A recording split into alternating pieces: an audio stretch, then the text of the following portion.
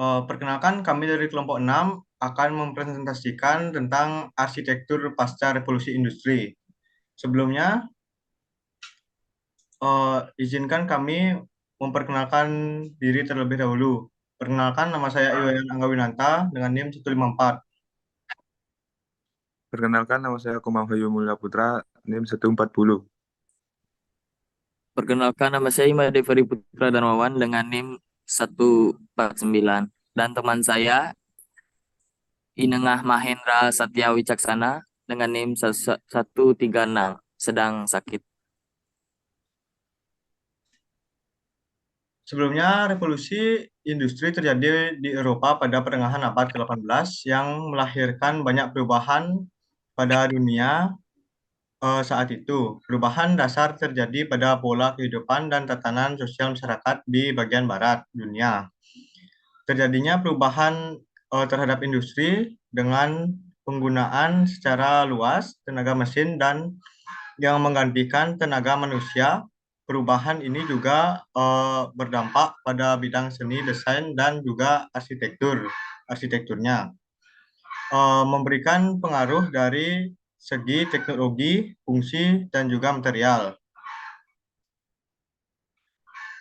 Post-industrial arsitektur.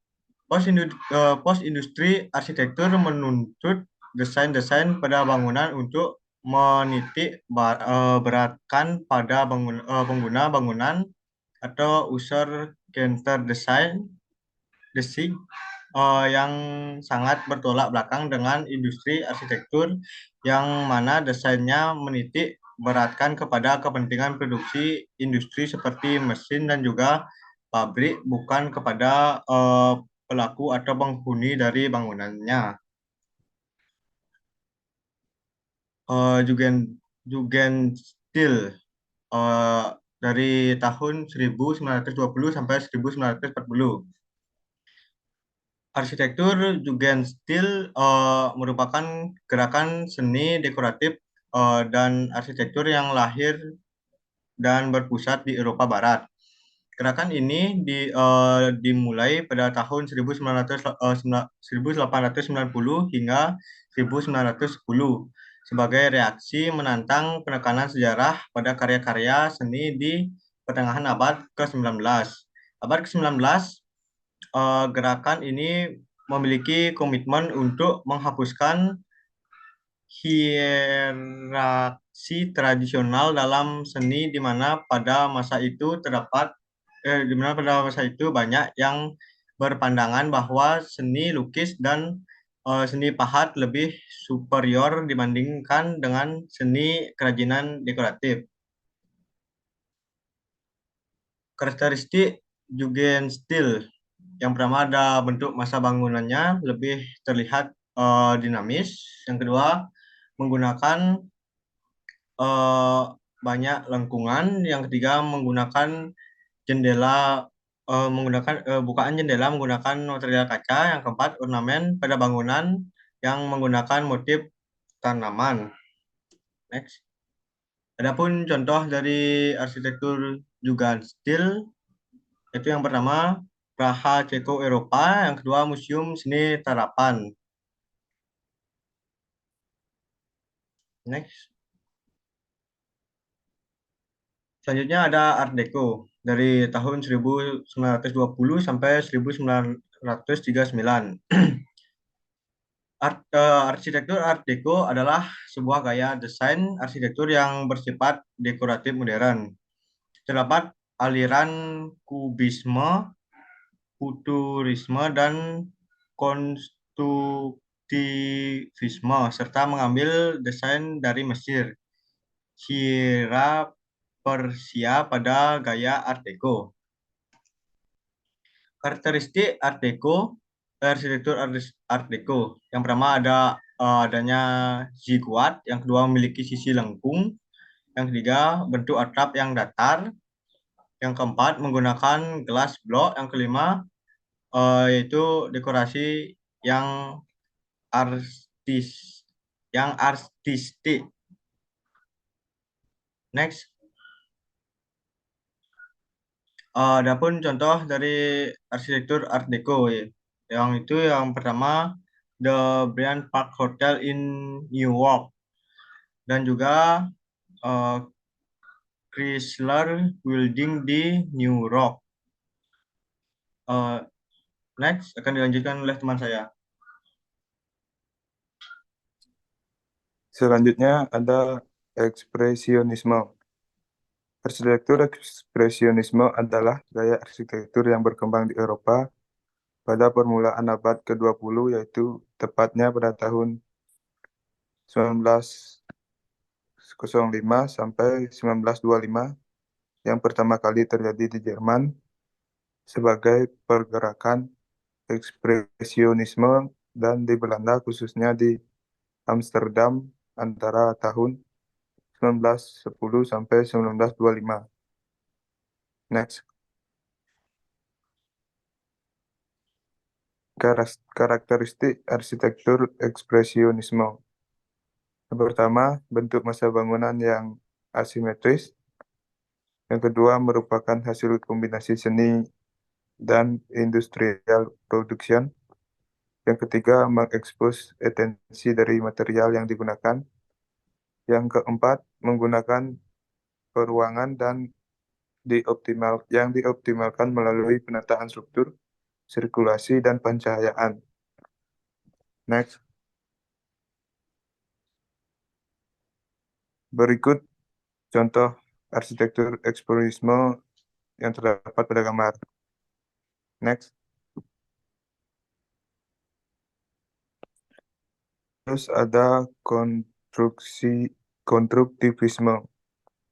Arsitektur konstruktivisme ini merupakan arsitektur post-industrial yang sangat berhubungan dengan komposisi struktur dan konveksi. Arsitektur konstruktivisme ini sangat menunjukkan kejujuran struktur dalam tampilannya.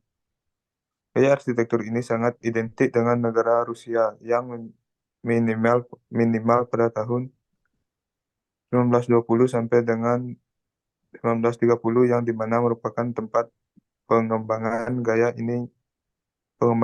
ini sangat besar. Next. Karakteristik arsitektur konstruktivisme. Yang pertama, unsur bidang geometri yang banyak dipengaruhi oleh gaya konisme. Yang kedua, mulai menggunakan ruang kosong sebagai elemen-elemen desain. Yang ketiga, pewarnaan pada gaya ini banyak dipengaruhi oleh gaya dadaisme menggunakan warna merah, hitam, putih, krim, kuning, dan juga abu-abu. Yang keempat, menggunakan metode industri untuk menciptakan objek ruang geometris. Next. Contoh arsitektur konstruktivisme. Stadion Radio Slovakia, Bratislava pada 1983. Yang kedua, perumahan Mosesprum di Moskow. Next. Futurisme 1909 sampai 1944. Hadir pada abad ke-20 di Italia, arsitektur futuristik adalah gaya desain yang menghadirkan tampilan masa depan. Tampilan masa depan futuristik biasanya menerapkan desain bergaya minimalis yang berkelas. Karakteristik arsitektur futurisme. Bentuk yang unik, memanfaatkan teknologi pencahayaan yang futuristik, pemilihan dan penggunaan warna yang cerah dan bersih seperti putih, kuning, hingga warna perak. Penggunaan material yang licin dan berkilap, mengutamakan prinsip dari minimalis. Contoh arsitektur futurisme bisa dilihat sebagai berikut. Dari Ligue Guillemins Railway Station, Belgium, dan Evolution Tower, Moskow, Rusia. Suprematisme 1913 sampai 1920. Aliran suprematis dalam arsitektur adalah gerakan seni awal abad ke-20 yang berfokus pada dasar-dasar geometri, yaitu lingkaran, bujur sangkar, persegi panjang. bentuk abstrak dan pemilihan warna fasad bangunan dalam rentang warna terbatas. Karakteristik arsitektur suprematisme. Komposisi bentuk bangunan yang berfokus pada bentuk basic geometri. Kedua, mengedepankan bentuk bangunan yang abstrak dan gerak maju suprematisme dalam 3 tahapan, yaitu hitam, berwarna dan putih. Contoh arsitektur futurisme sebagai berikut dari Olympic Aquatic London, England, dan Zahadid.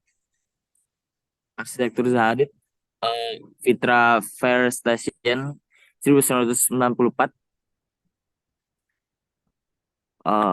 Next, di Steel 1920 sampai 1930.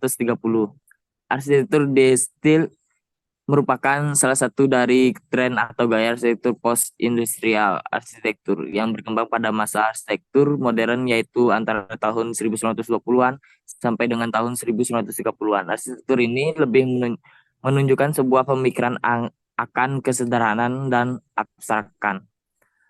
keabstrakan. Next, karakteristik arsitektur di Steel memiliki fasad bangunan berwarna primer, merah, biru, kuning, putih, dan hitam.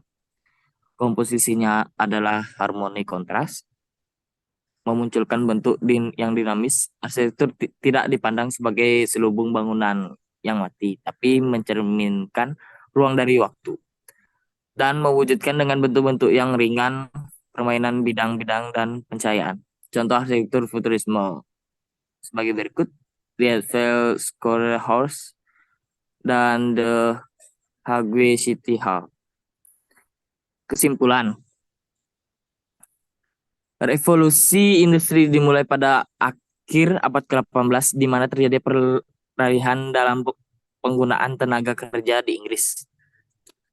Yang sebelumnya menggunakan tenaga hewan, manusia yang kemudian digantikan oleh penggunaan mesin yang berbasis manufaktur.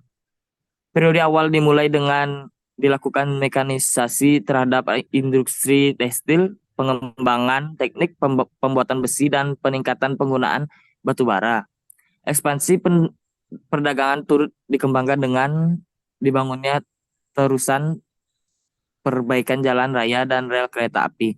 Ada peralihan dari perekonomian yang berbasis pertanian ke perekonomian yang berbasis manufaktur, menyebabkan terjadinya perpindahan penduduk besar-besaran dari desa ke kota, dan pada akhirnya menyebabkan pembengkaknya populasi di kota-kota besar di Inggris. Sekian dari presentasi kami, terima kasih.